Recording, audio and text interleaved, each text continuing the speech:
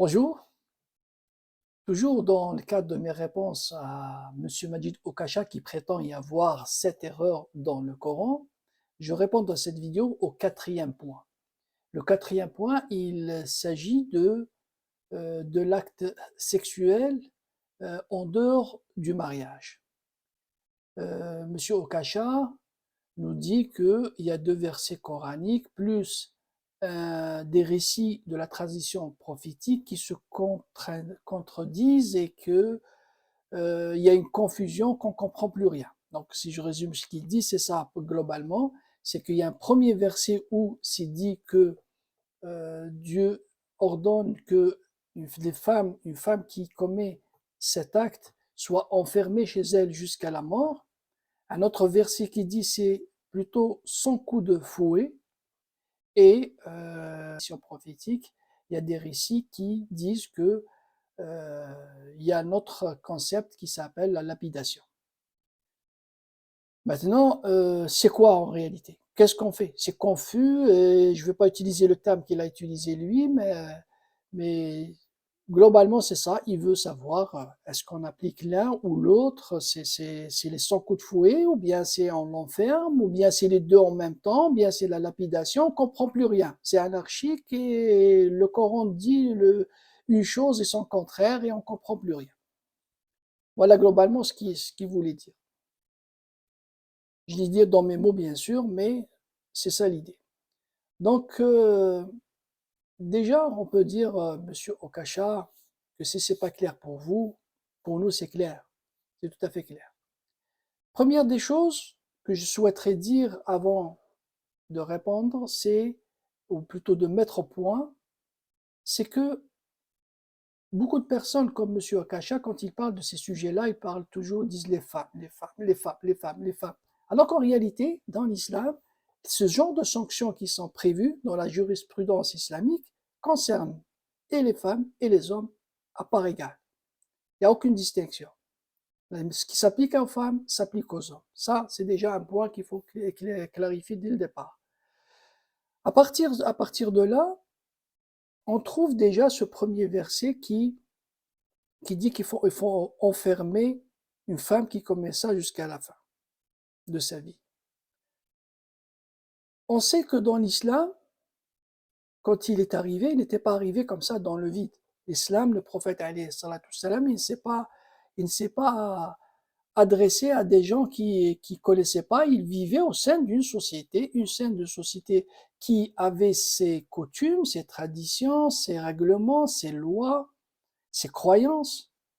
Et les individus de cette société, même s'ils intègrent l'islam, vous savez très bien combien c'est très difficile de changer des cultures. Le changement, il faut l'accompagner les gens, il faut gérer ce changement. Et c'est pour ça que l'islam, sur beaucoup de sujets, il n'a pas brusqué les gens au départ. Il n'a pas apporté des changements majeurs que sur les éléments les plus importants, comme Tawhid, le monothéisme, par exemple. Les autres, il les a gérés de façon beaucoup plus flexible, de façon beaucoup plus, euh, je dirais, sage. Donc déjà ça, parmi ces éléments qu'il a gérés de cette façon, il y en a plusieurs, mais le sujet d'aujourd'hui. Donc au départ, il faut savoir que chez les Arabes, c'était cette coutume qu'une femme qui euh, pratique cet acte en dehors du mariage, elle est enfermée chez elle jusqu'à la mort. C'est leur règlement. Et qu'un homme, s'il fait ça, dans le règlement chez les Arabes avant l'islam, si un homme fait ça, il est expulsé, expatrié, chassé de chez lui. C'était ça la règle. L'islam au début, il n'a pas changé ça, il a conservé ça, mais il a apporté une condition très importante, je reviendrai à la fin sur cette condition, et il a ajouté aussi une chose, il a ajouté le fait que Dieu dit que appliquez ça, enfermez-les chez elle jusqu'à la mort ou jusqu'à ce que Dieu leur apporte une solution. Ça veut dire déjà, il annonce qu'il y aura un changement. Donc c'est comme si le Coran disait aux gens, continuez à faire comme ça pour l'instant, mais il y aura du changement. Effectivement, il doit y avoir du changement parce que ces habitudes-là, l'islam, quand il s'est structuré, la société musulmane, quand elle a pris forme, les règlements, ils vont rester jusqu'à la fin des temps. Donc, il faut bien sûr ajuster, changer les lois qui ne vont pas bien, ajuster celles qui sont correctes, mais qui nécessitent quelques modulations, quelques arrangements. Donc, c'est ce qu'il a fait. Et donc, il a annoncé le premier verset. Si vous le lisez, M. Okacha en entier, il dit, va leur procurer, va leur apporter une solution, une issue à leur situation. Et c'est quoi cette issue? C'était le deuxième verset, quelques années après, qui est le fait de subir 100 coups de fouet au lieu de rester enfermé toute la vie. 100 coups de fouet. Donc jusqu'à maintenant, il n'y a aucune contradiction. Au départ, on a dit, ils ont été autorisés à continuer à faire comme ils faisaient avant l'islam, sauf qu'il a apporté une condition, on reviendra, et il a dit qu'il y aura un changement. Vous allez recevoir du nouveau. Et ce nouveau, c'était, après ça, c'était de façon claire, c'était les 100 coups de fouet. Maintenant vient la lapidation, qu'on retrouve dans les récits de la tradition du prophète Mohammed, sallallahu alayhi wa sallam, et qu'on ne trouve pas dans le Coran. Et là, déjà, on peut dire déjà que les musulmans, les savants musulmans, ne sont pas tous d'accord sur la lapidation. Une bonne partie disent que ça n'existe pas. Ils remettent en cause la véracité, l'authenticité de ces récits prophétiques. Mais je ne vais pas rentrer dans ces détails. Ils ont leurs arguments, c'est des arguments qui sont forts. Les autres, ils disent non, ça fait partie du règlement de la jurisprudence. La lapidation, ça existe. Ils ont aussi leurs arguments. Sans prétendre arbitrer les deux, moi, je vais choisir, ça va faire plaisir à M. Okacha, je vais choisir le cas le plus extrême, le plus radical. Ceux qui disent que la lapidation, c'est une obligation et qu'elle est de règle. On va prendre comme si la lapidation, elle est là. On leur pose la question à ces savants qui disent que la lapidation fait partie de l'islam. On leur pose la question de M. Okacha. Alors, qu'est-ce qu'on fait les 100 coups de fouet? C'est ça ou ça? Ils nous répondent, c'est clair. Les 100 coups de fouet, c'est réservé aux personnes qui sont célibataires. Un homme, une femme, célibataire. Alors que la lapidation est réservée à l'adultère, c'est-à-dire aux personnes qui sont mariées.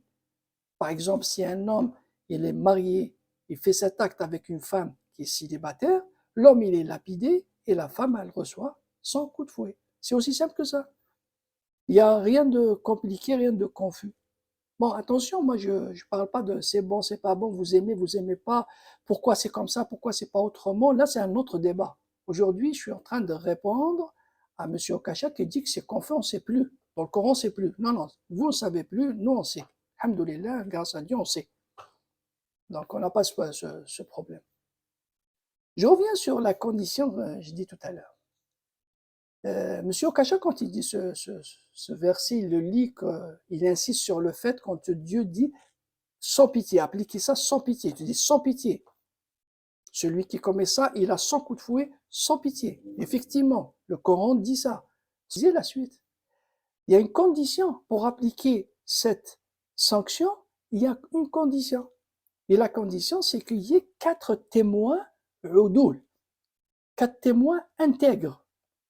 Un témoin intègre, dans l'islam, c'est une personne qui a une crédibilité accrue dans la société. C'est quelqu'un qui ne boit pas d'alcool, quelqu'un, par exemple, qui fait pas la prière, il n'est pas intègre, il n'est pas adl. Celui qui ment, par exemple, s'il a déjà menti, s'il a déjà fait un faux témoignage.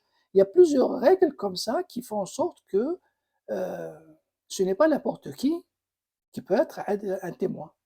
Donc, non seulement ces 4 personnes, mais ces 4 personnes doivent être intègres. Et dans l'islam, celui qui tue une âme, c'est celui qui commet un crime, il tue une personne, on n'a besoin que de 2 témoins pour le sanctionner. pour appliquer la sanction. Alors que dans cette situation, on exige 4 témoins. Et si une personne accuse une autre personne d'avoir pratiqué cet acte en dehors du mariage et qu'il n'a pas 3 autres personnes avec lui, c'est-à-dire que ce ne sont pas 4 témoins intègres, c'est lui qui va subir 80 coups de fouet. Et en plus de ces 80 coups, il va être discrédité aux yeux de la loi islamique, c'est-à-dire la taqbalu lahum shahadatan abadan. Même s'il regrette, même s'il revient, il te dit plus jamais vous n'acceptez leur témoignage. Ils perdent leur crédibilité de témoins intègres. Juste parce qu'il a accusé une personne et qu'il n'a pas d'autres personnes n'ont pas vu avec lui ça. Donc c'est en quelque sorte, l'islam d'un côté, au début, il te dit oui, sans pitié avec ces gens-là, celui qui fait cet acte en dehors du mariage, mais après on trouve c'est comme s'il les protégeait, comme si, je dis pas qu'il les protège, mais comme si qu'il les protège, puisqu'il exige une condition qui est très difficile à réunir. Toutes les 4 personnes, c'est difficile. Ce qui fait qu'on peut comprendre à la fin qu'en réalité, être sans pitié, c'est pas vis-à-vis de quelqu'un qui, par faiblesse, tombe dans cette situation, mais plutôt contre les gens, elle est appliquée contre les gens qui sont genre d'exhibitionnistes, des gens qui font rien pour se protéger, pour se cacher. Ils le font savoir. Pour que 4 personnes intègres te voient faire cet acte, c'est que vraiment tu n'as pris aucune précaution et que tu n'as aucun respect à la société, aux valeurs de la société dans laquelle tu vis. Voilà. Donc c'est pour ça que les 4 témoins, ils sont très importants.